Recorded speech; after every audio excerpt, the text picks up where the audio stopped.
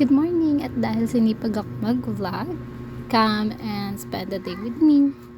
So of course, like everyone does, I wash my face first in the morning. Then I combed my hair. And I don't know, I'm like hyper these days. So yan, hindi pa siya tapos niyan. Oh, diba? Sayo lang ng sayaw. So after the crazy stuff and fixing my hair, I applied my soothing gel. I always do applying my soothing gel after washing my face. And this is me magsasaing kasi magpe-prepare tayo for breakfast. Ayan, 2 takal lang talaga ng bigas yung kasya sa amin since onti lang kami sa bahay. So, ayan, hugasan na natin siya like everybody does. And cook it with the rice cooker. Okay? While niluluto yung kanin, magluluto naman ako ng ulam. Tapos yung ulam is corned beef na may patatas.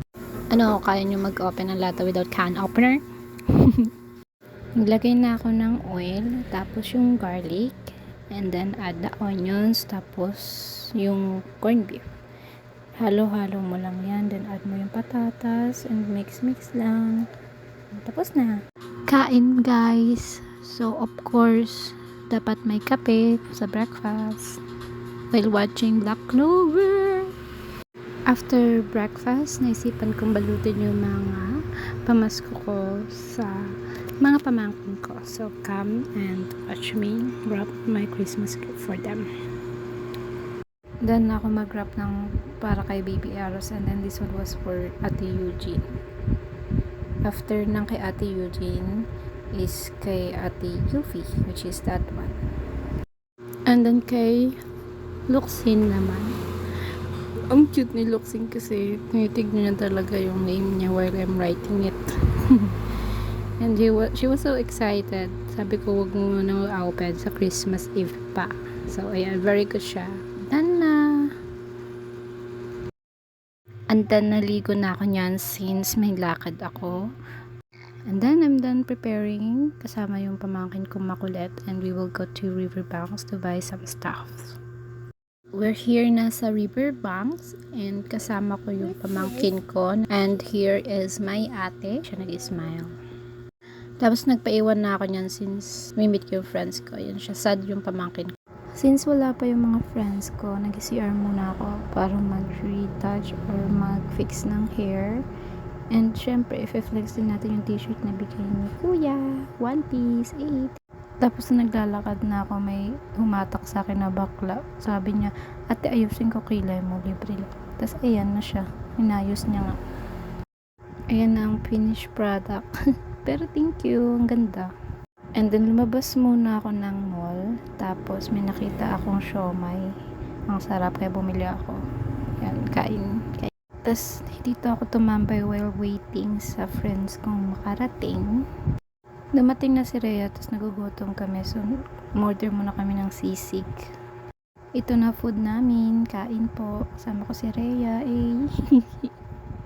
Tapos may nakita ko mayaman kasi rebanded. Kaya sabi ko, mabengi po pera.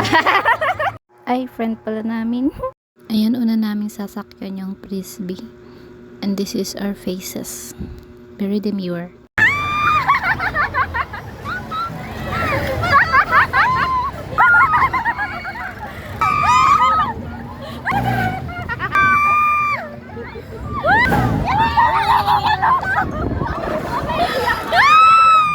Basic lang yung frisbee kaya magba-Vikings naman kami. Let's go. Tapos may aura dyan, opak.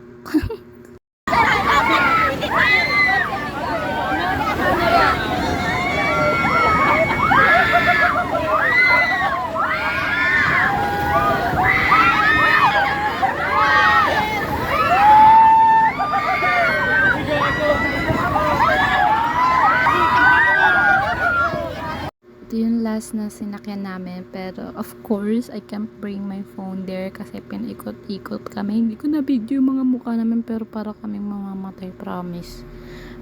Pero ito reaction namin nung nakababa na kami after namin dyan. Nagaganon po. Nangangatal pa rin. Ano po, kasi yung hawak ko kasi sobrang ako din. Buhay pa kami. Pagkatapos namin sumakay dyan. Ano nang inginig? So that's ends my day. Nalobat na ako. Hindi na ako nakapag-video nung pauwi na ako. But this is our faces. Pero before pa pala kami umuwi nun, kumain muna kami. Anyways, kung tinapos mo yung video, thank you so much. Bye!